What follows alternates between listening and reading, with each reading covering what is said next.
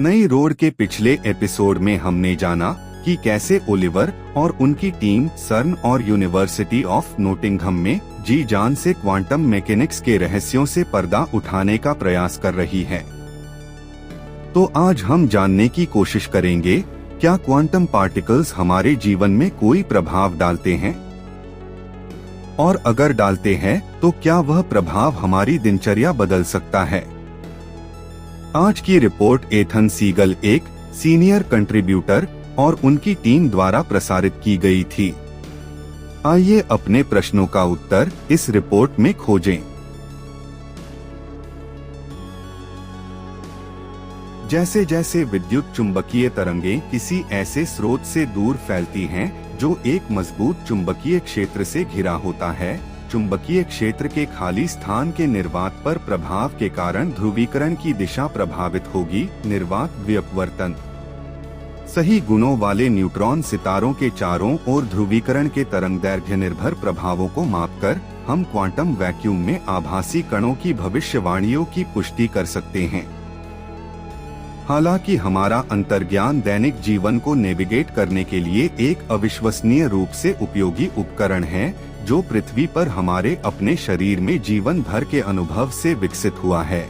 यह अक्सर उस क्षेत्र के बाहर मार्गदर्शन प्रदान करने के लिए भयानक होता है। बहुत बड़े और बहुत छोटे दोनों ही पैमानों पर हम अपने सर्वोत्तम वैज्ञानिक सिद्धांतों को लागू करके भौतिक भविष्यवाणियों को निकालकर और फिर महत्वपूर्ण घटनाओं का अवलोकन और माप करके कहीं बेहतर करते हैं। इस दृष्टिकोण के बिना हम कभी भी पदार्थ के मूल निर्माण खंडों, पदार्थ और ऊर्जा के सापेक्ष व्यवहार या अंतरिक्ष और समय की मौलिक प्रकृति को नहीं समझ पाते। लेकिन क्वांटम वैक्यूम की सहज प्रकृति से कोई भी मेल नहीं खाता। खाली स्थान पूरी तरह से खाली नहीं है, बल्कि इसमें अस्थिर क्षेत्रों और कणों की अनिश्चित स्थिति होती है। यह विज्ञान कथा नहीं है, यह परीक्षण योग्य, अवलोकन योग्य भविष्यवाणियों के साथ एक सैद्धांतिक ढांचा है। हाइजेनबर्ग द्वारा पहली बार एक अवलोकन परीक्षण की परिकल्पना करने के 80 साल बाद मानवता ने इसकी पुष्टि की है। यहाँ हमने जो सीखा है वह है यह पता लगाना कि हमारा ब्रह्मांड प्रकृति में क्वांटम था, अपने साथ बहुत सारे असंयमित परिणाम लेकर आया। जितना बेहतर आप किसी कण की स्थिति को मापते हैं, उतना ही मौलिक रूप से उसका संवेग अनिश्चित होता है। अस्थिर कण जितना कम समय तक जीवित रहता है, उतना ही कम ज्ञात उसका द्रव्यमान होता है। भौतिक वस्तुएं जो स्थूल पैमाने पर ठोस दिखाई देती हैं, सही प्रायोगिक परिस्थितियों में तरंग जैसी विशेषताएं प्रदर्शित कर सकती हैं। लेकिन जब ऐसी घटना की बात आती है जो हमारे अंतर्ज्ञान को चुनौती देती है, तो शायद खाली स्थान शीर्ष स्थान रखता है। भले ही आप अंतरिक्ष के एक क्षेत्र से सभी कणों और विकिरण को हटा दें, यानी क्वांटम क्षेत्रों के सभी स्रोत, फिर भी अंतरिक्ष खाली नहीं होगा। इसमें कणों और प्रतिकणों के आभासी जोड़े शामिल होंगे, जिनके अस्तित्व और ऊर्जा स्पेक्ट्रम की गणना की जा सकती है। उस खाली स्थान के माध्यम से सही भौतिक संकेत भेजने के परिणाम देखने योग्य होने चाहिए। क्वांटम वैक्यूम में अस्थायी रूप से मौजूद कण स्वयं आभासी हो सकते हैं, लेकिन पदार्थ या विकिरण पर उनका प्रभाव बहुत वास्तविक है। जब आपके पास अंतरिक्ष का एक क्षेत्र होता है जिससे कण गुजरते हैं, तो उस स्थान के गुणों का वास्तविक भौतिक प्रभाव हो सकता है, जिसका पूर्वानुमान लगाया जा सकता है और परीक्षण किया जा सकता है। उन प्रभावों में से एक यह है, जब प्रकाश निर्वात में फैलता है, अगर अंतरिक्ष पूरी तरह से खाली है, तो उसे उस स्थान से बिना किसी बाधा के गुजरना चाहिए, बिना झुके, धीमा हुए या कई तरंग दैर्घ्य में टूटे। बाहरी चुंबकीय क्षेत्र लगाने से इसमें कोई बदलाव नहीं होता है, क्योंकि फोटॉन अपने दोलनशील विद्युत और चुंबकीय क्षेत्रों के साथ चुंबकीय क्षेत्र में नहीं झुकते हैं। यहाँ तक कि जब आपका स्थान कण प्रतिकण जोड़ों से भरा होता है, तब भी यह प्रभाव नहीं बदलता है। लेकिन अगर आप कण प्रतिकण जोड़ों से भरे स्थान पर एक मजबूत चुंबकीय क्षेत्र लगाते हैं तो अचानक एक वास्तविक अवलोकनीय प्रभाव उत्पन्न होता है। जब आपके पास खाली स्थान में कण प्रतिकण जोड़े मौजूद होते हैं तो आप सोच सकते हैं कि वे बस अस्तित्व में आते हैं, थोड़ी देर तक जीवित रहते हैं और फिर से नष्ट हो जाते हैं और शून्य में वापस चले जाते हैं। खाली जगह में जहां कोई बाहरी क्षेत्र नहीं है। यह सत्य है। हाइजेनबर्ग का ऊर्जास्मय अनिश्चितता सिद्धांत लागू होता है और जब तक सभी प्रासंगिक संरक्षण कानूनों का पालन किया जाता है तब तक यही होता है। लेकिन जब आप एक मजबूत चुंबकीय क्षेत्र लागू करते हैं तो कणों और प्रतिकणों में एक दूसरे से विपरीत आवेश होते हैं। समान वेग लेकिन विपरीत आवेश वाले कण चुंबकीय क्षेत्र की उपस्थिति में विपरीत दिशाओं में झुकेंगे और प्रकाश जो इस विशेष तरीके से घूमने वाले आवेशित कणों के साथ अंतरिक्ष के क्षेत्र से गुजरता है, उसे एक प्रभाव दिखाना चाहिए, इसे ध्रुवीकृत होना चाहिए। यदि चुंबकीय क्षेत्र पर्याप्त मजबूत है तो इससे चुंबकीय क्षेत्र की ताकत पर निर्भर एक राशि से एक अवलोकनीय रूप से बड़ा ध्रुवीकरण होना चाहिए। इस प्रभाव को वैक्यूम बाय रेफरेंस के रूप में जाना जाता है, जो तब होता है जब आवेशित कण मजबूत चुंबकीय क्षेत्र रेखाओं द्वारा विपरीत दिशाओं में खींचे जाते हैं। कणों की अनुपस्थिति में भी चुंबकीय क्षेत्र अकेले क्वांटम वैक्यूम यानी खाली स्थान पर इस प्रभाव को प्रेरित करेगा।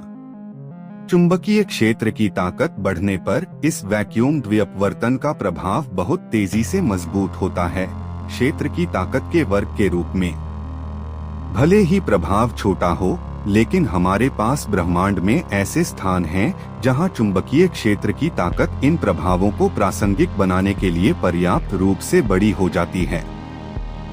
पृथ्वी का प्राकृतिक चुंबकीय क्षेत्र केवल 100 माइक्रोटेस्ला हो सकता है और सबसे मजबूत मानव निर्मित क्षेत्र अभी भी केवल लगभग 100 टी है।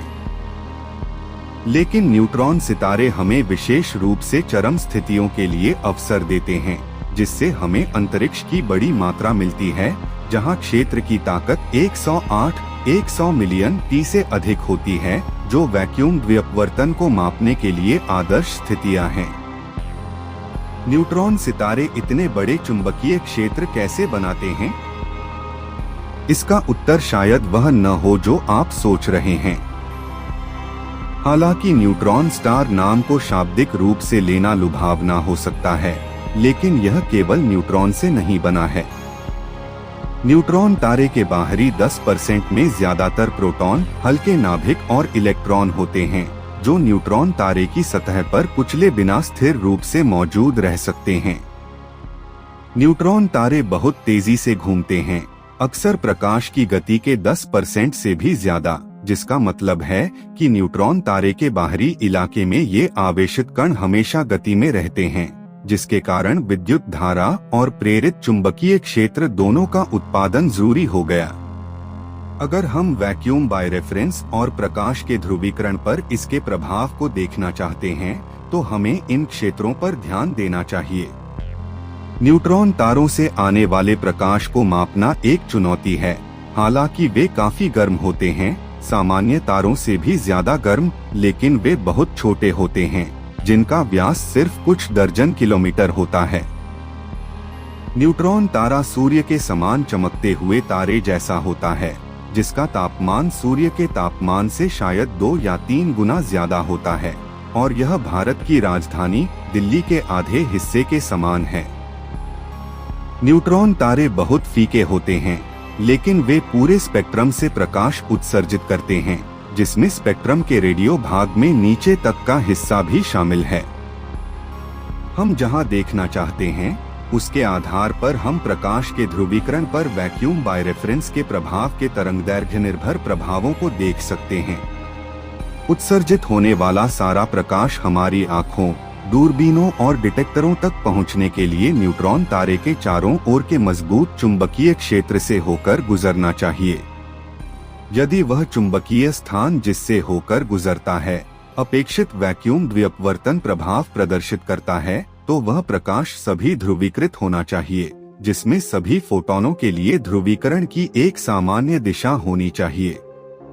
2016 में वैज्ञानिक एक ऐसे न्यूट्रॉन तारे का पता लगाने में सफल हुए जो काफी नजदीक था और जिसमें इन अवलोकनों को संभव बनाने के लिए पर्याप्त मजबूत चुंबकीय क्षेत्र था।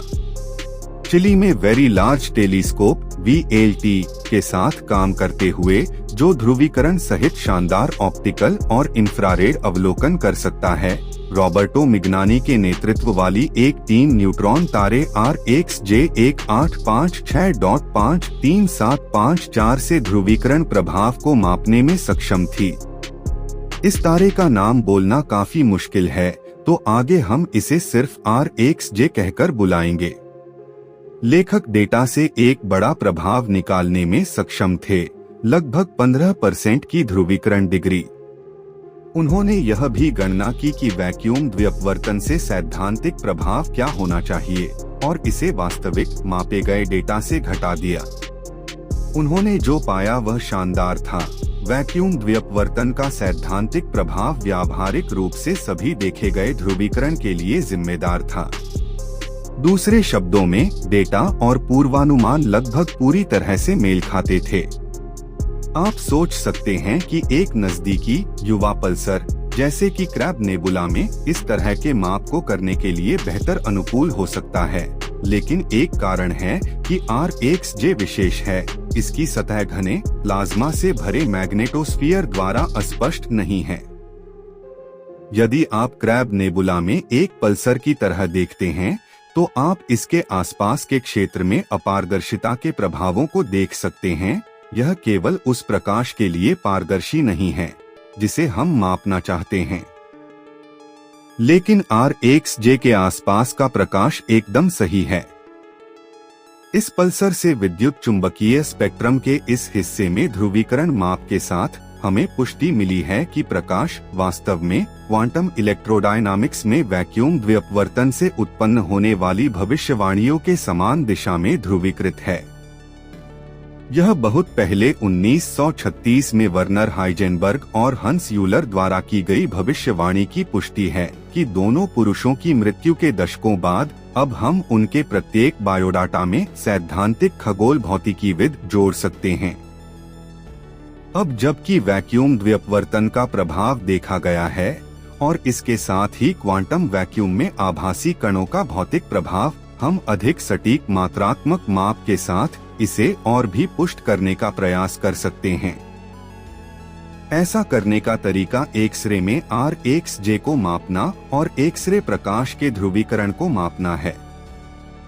हालांकि हमारे पास अभी एक्सरे ध्रुवीकरण को मापने में सक्षम कोई अंतरिक्ष दूरबीन नहीं है, लेकिन उनमें से एक पर काम चल रहा है, ESA का एथेना मिशन। VLT द्वारा जांच की जाने वाली तरंग दैर्ध्य में देखे गए 15% ध्रुवीकरण के विपरीत एक्सरे पूरी तरह से ध्रुवीकृत होनी चाहिए, जो लगभग 100% प्रभाव प्रदर्शित करती है। एथेना को फिलहाल 2028 में लॉन्च करने की योजना है और यह न केवल एक बल्कि कई न्यूट्रॉन सितारों के लिए इस बात की पुष्टि कर सकता है। यह सहज ज्ञान से परे लेकिन निर्विवाद रूप से आकर्षक क्वांटम ब्रह्मांड के लिए एक और जीत है। क्या भविष्य में मनुष्य कभी टाइप 2 या टाइप 3 सिविलाइजेशन बन सकते हैं? जानेंगे नई रोड के अगले एपिसोड में। हमारे साथ बने रहने के लिए वीडियो लाइक करें और चैनल को सब्सक्राइब करें।